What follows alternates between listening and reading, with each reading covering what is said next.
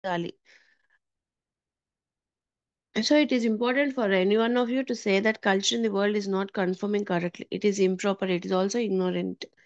The cultures, in order to create garden on the earth, must have conformity as well as diversity that attracts the soul into in those cultures. So ఒక soul అలాంటి cultures లోకి రావాలంటే అవి అలా ఉండాలి, అలా ఉంటున్నాయి అన్నమాట. అది నేచర్ మనకి ప్రొవైడ్ చేస్తుంది. అట్లాంటి అట్మాస్ఫియర్ ఎట్లా అయితే మనకి బాడీని ఇస్తుందో, ఆ బాడీ ఉండే ఎన్విరాన్మెంట్ అట్మాస్ఫియర్ కూడా ప్రకృతి ఇస్తుంది అనమాట. ఇవంతా సహజంగా జరుగుతా ఉండేవి. Now this great string of survival is very powerful in the human being. The will for the human being to live and to propagate is tantamount.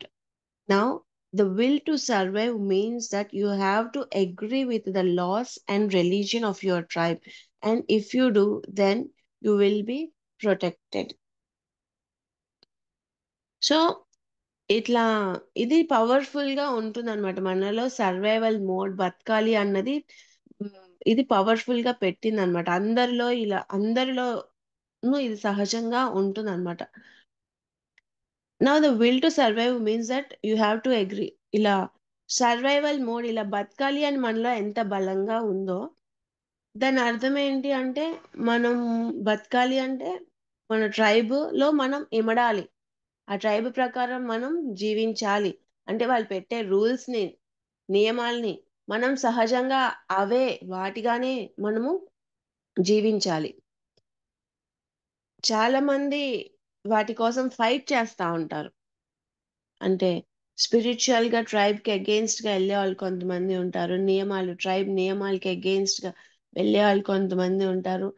వాళ్ళని రోగ్స్ అంటారు అని అంటారు. రాంతో తర్వాత చెప్తారది. మిగిలిన వాళ్ళంతా పెద్దలు, మతాచారులు అంతా వాళ్ళ మతంకి, వాళ్ళ కులంకి, లేదంటే వాళ్ళ గుంపుకి దెబ్బ తగులుతుంది, వాళ్ళ ప్రతిష్టను దెబ్బతీస్తున్నారు అని చెప్పి వాళ్ళని రాళ్ళతో కొట్టటము, బహిష్కరించటము, ఇట్లా ఎవరైనా ఎదురు తిరిగితే, ఎందుకంటే వాళ్ళకి సహజంగా ఆళ్ళ బాడీ ఇన్‌స్టింక్ట్స్‌లో వాళ్ళున్నారు గాబట్టి, వాళ్ళకి రైట్, రాంగ్ అన్నది ఏ విధంగా అర్థమైద్దంటే, వాళ్ళ నేచర్‌లోంచి వాళ్ళకర్థమైద్ది. సో, వాళ్ళ నేచర్‌లోంచి వాళ్ళు చేసేది వాళ్ళకి కరెక్ట్ అనిపిస్తది కాబట్టి వాళ్ళలా చేస్తారు. వీళ్ళు వాళ్ళు బాడీలో ఉన్నారు, వీళ్ళు సోల్‌లో ఉన్నారు. Body, soul opposite. సోల్‌గా ఉన్నవాళ్ళు, బాడీగా ఉన్న వాళ్ళకి వ్యతిరేకంగా కనిపిస్తారనమాట. ఈ బాడీలో ఉన్నవాళ్ళు వాళ్ళని సంఘ బహిష్కరణ చేయటము, ఇంకా రకరకాలుగా వీళ్ళు ఈ నియమాల కోసం కొట్లాడుతా ఉంటారనమాట. అంటే వాళ్ళెంత సోల్‌ని అణగదొక్కేసి వాళ్ళు అర్థం చేసుకోగలిగే స్థితిలోకి కూడా ఇంకా ఎదగలేదు. నాదో సో, అంటే వాళ్ళెందుకు అలా చేస్తారంటే, వాళ్ళ సర్వైవల్ మోడ్ ఈ ట్రైబ్ గనక, ఈ గుంపు గనక ఆహ్, చెల్లాచెదురైతే వాళ్ళ ప్రొటెక్షన్ ఇవన్నీ నాశనం అయిపోతాయి కాబట్టి, ఎదురు తిరిగే వాళ్ళని వాళ్ళసలు ఊరుకోలేరనమాట. దాన్ని ప్రొటెక్ట్ చేయడం కోసం వాళ్ళు ఫైట్ చేస్తా ఉంటారు. So, there is in the human element a need to come together and to socialize and to agree. There is in the need of the human element a need for leadership and law by which we become civilized and therefore become productive. This is tantamount. So, అలా ఈ మనుగడ survival మోడ్‌లోంచి మనకి ఈ అవసరం వచ్చింది. అందరూ గుంపుగా ఒక దగ్గరికి రావటము, కామన్ రూల్స్ పెట్టుకోవటము, ఆ రూల్స్‌ని అంగీకరించటము. ఈ గుంపుకి ఒక లీడర్ ఉండటము, ఆ లీడర్ చెప్పేది ఫాలో అవ్వటము. ఈ గుంపులో ఏమైనా ఒక చిన్న వాళ్ళకి, ఈళ్ళకి తగాదాలొస్తే పరిష్కరించేందుకు, ఎళ్ళేందుకు ఒక పెద్దుండాలి గదా! ఒక పెద్దని బెట్టుకోవటము. న్యాయం ఎవరి వైపొచ్చినా కూడా ఆ గుంపు మనుగడ సాగాలి అంటే ఒక ఆహ్, 2 వర్గాలుగా అయిపోయి చీలిపోకుండా, అటు ఇటు పోకుండా అలా యూనిటీగా ముందుకు తీసుకెళ్ళే ఒక పెద్ద అవసరము. సో, ఇవన్నీ సహజంగా ఇట్లా ఎవాల్వ్ అయిందనమాట. ఇట్లా పెట్టుకున్నాము. Now this strength that binds humanity together can either be its salvation or its destruction. If the tribe does not evolve and become adaptable to change, then nature will destroy the tribe. You understand? That is nature's job. When it comes then to a strong willed person, we must then not to be quick upon our judgment, ask ourselves what will is being acted in this human being. Is it the will to survive? So, ఇలా గుంపుగా ఎళ్తున్నప్పుడు, ఆ గుంపంతా కొన్ని నియమాలు పెట్టుకొని ఉంటుంది కదా! ఆ నియమాలు అవి హ్మ్. వాతావరణంకి తగ్గట్టు అడాప్ట్ అవ్వగలిగే మార్పులు చేసుకోగలిగితే ఆ ట్రైబు బ్రతికుంటది. ఆ వాతావరణంకి తగ్గట్టు అడాప్ట్ అవ్వగలిగే మార్పులు చేసుకోలేకపోతే ట్రైబ్‌గా వెళ్ళిపోతా ఉంటుందనమాట. అంటే ఏంటి, ఒక మనిషి ఎలా అడాప్ట్ అవ్వాలో ఆ ట్రైబ్ గూడా అలానే అడాప్ట్ అవ్వాలి. సేమ్ ఒక మనిషిలానే అది కొంచెం పెద్ద ఫార్మ్. వాళ్ళు పెట్టుకునే నియమాలు, కట్టుబాట్లు, ప్రకృతిలోకొచ్చే మార్పులకి తగ్గట్టు, వాతావరణంలో వచ్చే మార్పులకి తగ్గట్టు, వాళ్ళు గూడా వాళ్ళలో కొంచెం మార్పులు చేసుకోగలిగితేనే అది అడాప్ట్ అవుతా ఉంటుందనమాట. ఆ మార్పులు అర్థం చేసుకొని, చేసుకోగలిగినప్పుడు అది ఉంటుంది. లేనప్పుడు అది కూడా ఎళ్ళిపోతుంది. సో, ఎవరైనా ఒక స్ట్రాంగ్ విల్డ్ పర్సన్ అని అన్నప్పుడు సహజంగా అంటే ఆహ్, విల్ అంటే ఏంటి అంటే ఒక సంకల్పం. స్ట్రాంగ్ సంకల్పం ఉన్న వ్యక్తికి ఫస్ట్ మనము వాళ్ళ సంకల్పం ఏ విధంగా ఉంది అని ఆలోచించాలి. అంటే బతకాలి అనే సంకల్పం ఎక్కువగా ఉందా? That means that entity is having problems with conformity in the tribe. His nature is to conform to be acceptable. His soul is counter to that. His soul is to reform. Now you are understanding that. So, బతకాలి అని ఉంది అతనిలో. అతని లోపల ఒక సంఘర్షణ ఉంది. కానీ అతనికి జీవించాలి, బతకాలి, దీనికి తగ్గట్టు ఉండాలి, సేఫ్ సైడ్‌లో ఉండాలి. ఖచ్చితంగా బతకాలి అంటే సేఫ్ సైడ్‌లో ఉండాలి అనుకుంటే గనక, ఆ ట్రైబ్ బాడీ దానికి వెళ్తారనమాట. కానీ దాని సోల్ మాత్రం కౌంటర్‌గా ఉంటుంది. తను దానికి అంగీకరించిపోయి లొంగిపోయి ఉంటాడా? లేదంటే సోల్ ప్రకారం రీఫార్మ్ అవుతాడా? ఇది చూడాల్సింది. అంటే అది సోల్ చూస్తా ఉంటదనమాట. ఎవరైనా ఏం చేస్తారు? సహజంగా బాడీ ప్రకారం వస్తున్న సర్వైవల్ మోడ్ ప్రకారం మన లోపల నుంచి వచ్చే కాలింగ్‌ని పక్కన పెడతారా? అని. Now, so much people, many of you in this room, all of you in this room, have had lifetimes to where your soul didn't break through at all because you are genetically housed in a culture that forbade clarity of mind and independence because it threatened the tribe as we know it. So you lived an entire life in fear. So చాలా మంది మనలో చాలా మంది ఆహ్, ఆ జన్మలు ఎన్నో జన్మలు జన్మంతా కూడా సోల్‌ని బయటికి రానివ్వల. సోల్ పుట్టల. ఎందుకు అంటే, మనము జెనెటికల్‌గా ఇదే ఒక మన శరీరం గాని, మన గుంపు గాని, ఎలా అయితే నివసిస్తామో చాలా రకాలుగా సినిమాలు గూడా చెప్తున్నాయి గదా! 'రామ్‌తో' ఎప్పుడు చెప్పే పాయింట్ ఒకటే సోలో జర్నీ. ఎప్పుడూ జర్నీ సోలోగా ఉండాలి. ఎవరి మీద దేనికి ఆధారపడకూడదు. ఇండివిడ్యుయల్‌గా ఉండాలి. ఎక్కడైనా ఎవరి మీదైనా ఆధారపడుతున్నాము అంటే, మన మన శక్తిని మనం కోల్పోతున్నాము అని. మనము ఎన్ ఒక దైవం మనము అది అర్థం చేసుకోలేనప్పుడు బయట నుంచి ఆశిస్తా ఉంటాము. బయట నుంచి ఆధారపడతా ఉంటామనమాట. మనం ఎంత కాలమైతే మనం ఒక దైవము అని అర్థం చేసుకోలేమో, అంతకాలం మనము ఎదగలేము. సో, ఇది పాయింట్ రామ్‌తా టీచింగ్స్ పవర్‌ఫుల్ ఎందుకయినియి అంటే నాకనిపించే పాయింట్ ఇది మెయిన్ పాయింట్. జర్నీ ఎప్పుడు సోలోగా ఉండాలనమాట. అందులో మనం సోలోగా మన డైరెక్షన్‌లో మనం ఎళ్ళేటప్పుడు మనకేదన్నా కావాలంటే బయట నుంచి తీసుకోవచ్చు. అంటే బయట నుంచి అసలేది రిసీవ్ చేసుకోకూడదు అని కాదు. కానీ ఎక్కడ ఆధారపడకుండా మనకి కావాల్సింది మన తండ్రి నుంచి అడిగితే తండ్రి ఏ విధంగా అయినా ఇస్తాడు. అది బయట నుంచి ఆధారపడటం కాదు. కానీ ఈ వ్యక్తే చేయాలి. ఈళ్ళ నుంచే ఆశించాలి. ఇది ఇట్లా ఉండాలి. ఇది చేయకపోతే నేను ఈ గుంపులోంచి బయటికెళ్ళిపోతానేమో. ఇది అంతా సర్వైవల్ మోడ్ మనుగడ. అంటే మనలోని శక్తి మీద మనం నమ్మకం పెట్టుకోకుండా బయట శక్తి మీద మనం నమ్మకం పెట్టుకోవటం.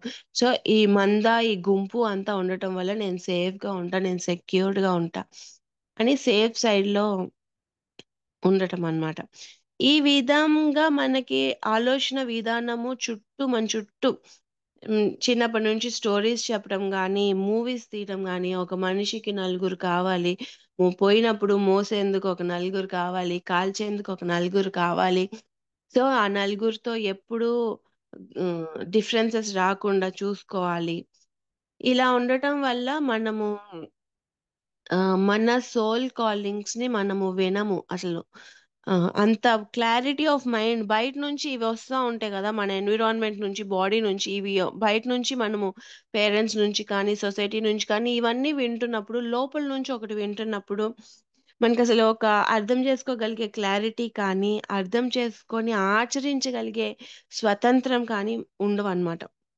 అవి లేకపోవటం వల్ల ఇవి మన లోపల నుంచి వచ్చే సోల్ కాలింగ్‌ని వింటే, ఆ ట్రైబ్‌లో మనం ఎక్కడ ఇమడలేమో, ట్రైబ్‌లో మనం ఎక్కడ నుంచి బయటకొచ్చేస్తామో, మనకెవరు ఉండరేమో, నెక్స్ట్ నా జీవితం ఎలా? ఇట్లాంటి భయాలతో ఫుల్ లైఫ్ అంతా భయంతోనే. లోపల ఒకటి చెయ్యాలని ఉంటుంది. అది చెయ్యలేక భయంతో చేయకుండా ఉంటారనమాట.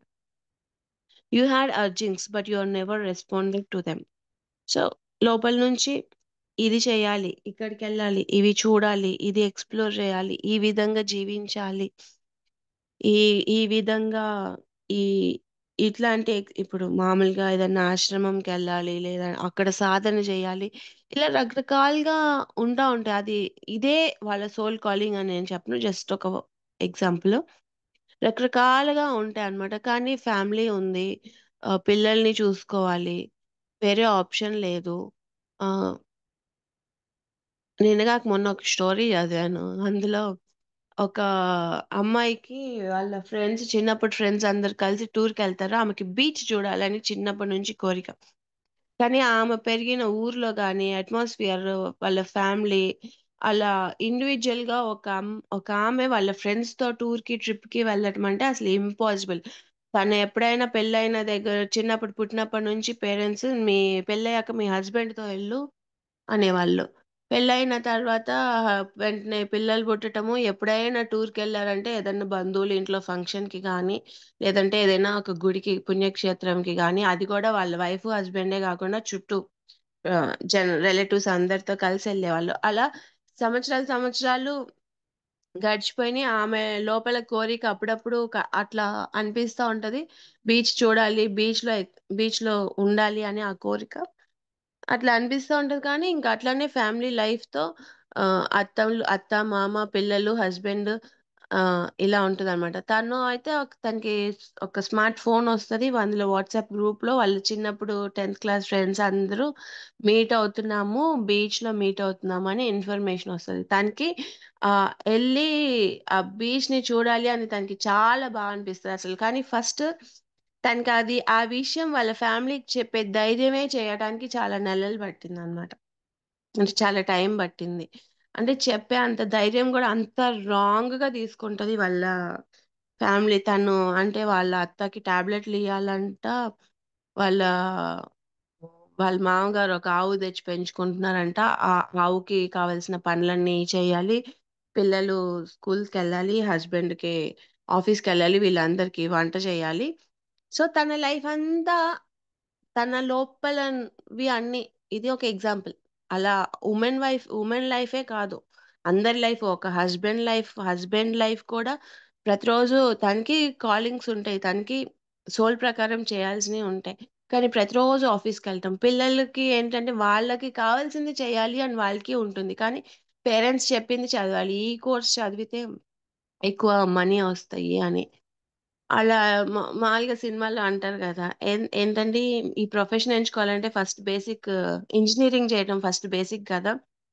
మీరు చెఫ్ అవ్వాలనుకున్నారు. కానీ దానికి ముందు ఇంజినీరింగ్ బేసిక్ కదా! అంటారంట. అంటే జనరల్‌గా మనము ధైర్యం చేయలేము. ఎందుకు ధైర్యం చేయలేమంటే అందులో సక్సెస్ రేట్ చాలా తక్కువుంటది. ఇంజినీరింగ్ చదివితే సక్సెస్ రేట్ సేఫ్ సైడ్ గుంపు. ఇది సేఫ్ సైడ్ ఎక్కువుంటుంది గాబట్టి అలాంటివేవన్నా ఎక్స్‌ప్లోర్ జేయాలంటే ముందు ఫస్ట్ ఇవి జేసుకొని తర్వాత అది జేయటం అన్నది మన ఇండియన్ కల్చర్ సొసైటీ. మన ఇండియన్ కల్చర్. ఈ సొసైటీ నార్మ్ అన్నమాట ఇది. అంటే ఇది సేఫ్ సైడ్. ఇది దాటి ఎళ్లారంటే వాళ్ళ లైఫ్‌ని రిస్క్‌లో పెట్టేసినట్టు. వాళ్ళ లైఫ్ ఫెయిల్ అయిపోయినట్టు. వాళ్ళ లైఫ్ ఫెయిల్ అయిపోయినట్టు మనం రిసీవ్ జేసుకుంటాము. ఫెయిల్యూర్ అన్నది ఎలా డిసైడ్ జేస్తారు? మనము మన ఫిజికల్‌గా చూసి డిసైడ్ జేస్తాము. పెద్దగా చదవకపోతే ఫెయిల్యూరు, పెద్దగా ఎర్న్ చేయకపోతే ఫెయిల్యూర్. కానీ రియల్‌గా, రియల్‌గా హ్యాపీనెస్ ఏంటి అంటే, ప్రతి క్షణం హ్యాపీగున్నామా లేదా అని చెప్పి. ఎంతో అచీవ్ చేసి, లోపల మ ఎన్నో స్ట్రగుల్స్ పడతా, లైఫంతా సాక్రిఫైస్ చేసినట్టు, లైఫ్‌నసలు జీవించినట్టు అలా ఫీలవుతా ఉంటే, బయటకి వీళ్ళు చాలా హ్యాపీగా ఉన్నారని బయట వాళ్ళు, వీళ్ళు చాలా గొప్పగా ఉన్నారని బయట వాళ్ళకనిపిస్తది. కానీ, మనకి అనిపియదు. మనకి సాటిస్ఫాక్షన్ ఉండదు. ఒక డాక్టర్ అయితేనో, ఒక ఇంజినీర్ అయితేనో హ్యాపీనెస్ ఒస్తుంది. Temporary happiness. కానీ మన సోల్ లోపల నుంచి వచ్చే ఆ జాయ్‌కి అపోజిటే లేదు. ఆ ఆనందభరిత స్థితికి అపోజిటే లేదు. ఆ స్థితిలో వందల సంవత్సరాలు కూడా జీవించేస్తా ఉన్నారు. భూమి మీద ఉన్నవాళ్ళు ఉన్నారు. ఈ టెంపరరీ టెంపరరీ హ్యాపీనెస్‌లు పొందిన వాళ్ళు ఎవ్వరు అలా వందల సంవత్సరాల ఆనంద స్థితిలో జీవించి లేరు గదా! సో, నిజంగా హ్యాపీనెస్ ఏంటి? నిజంగా అచీవ్‌మెంట్ ఏంటి? అన్నది మనకి తెలీదు. మనమంతా ఒక కాన్సెప్ట్‌లో, ఒక డైరెక్షన్‌లో, ఒక మూసలో వెళ్తా ఉన్నామనమాట. అట్లా ఆహ్, ఆ పర్సన్ ఎట్లయితే వాళ్ళ లోపల అది ఎక్స్‌ప్రెస్ చేయటానికి కూడా భయపడుతున్నారో, అలా ఆ ఫియర్‌తో వాళ్ళు రెస్పాండే అవ్వరనమాట. అందుకే ప్రతి ఒక్కళ్ళు ఇండివిడ్యుయల్‌గా ఉండాలి. ఫ్యామిలీ అంతా ఒక వుమెన్ మీద డిపెండ్ అవ్వటం అన్నది గూడా కరెక్ట్ కాదు. ఎక్కడ డిపెండెన్సీ అన్నది మనము ఉండకూడదు. మన ఫ్యామిలీకి అలవాటు చేయకూడదు. ఆ స్టోరీలో ఆమె ఏం చెప్తది అంటే, నేనే మిస్టేక్ చేశాను. ఎందుకంటే ఇంత పెద్దయిన కొడుకుకి వంట చేసుకోవటం నేర్పించకపోవటం నా మిస్టేకే అని ఆమె చివర రియలైజ్ అవుతుందనమాట. ఎందుకంటే వంట చేయాలంటే ఈమె ఉండాలి. లేదంటే వంట చేసుకోలేకపోతే అది ఈమె మీద డిపెండెన్సీయే కదా! అది ఈమెని బంధించినట్టు, వాళ్ళని వాళ్ళు బంధించుకున్నట్టే. వాళ్ళకి గూడా ఎప్పుడు ఈ పర్సన్ మీద డిపెండ్ అయితే, ఈ పర్సన్ పోతే ఎట్లా అని వాళ్ళు ఈ పర్సన్ మీద ఆంక్షలు పెడతా ఉంటారు. ఈ పర్సన్ లేకపోతే మన మనుగడ ఎట్లా? ఎర్న్ చేసేవాళ్ళు లేకపోతే మన మనుగడ ఎట్లా అని వాళ్ళు ఈళ్ళ మీద ఆంక్షలు పెడతా ఉంటారు. అంతా కలిపి ఇట్లా కాంప్లికేటెడ్‌గా అందరూ కలిసి అన్‌హ్యాపీనెస్‌లో కలిసి జీవిస్తా, గొడవలు పడతా, తిట్టుకుంటా అట్లా లైఫ్ ఎళ్తా ఉంటుందనమాట. So, you went through the Sye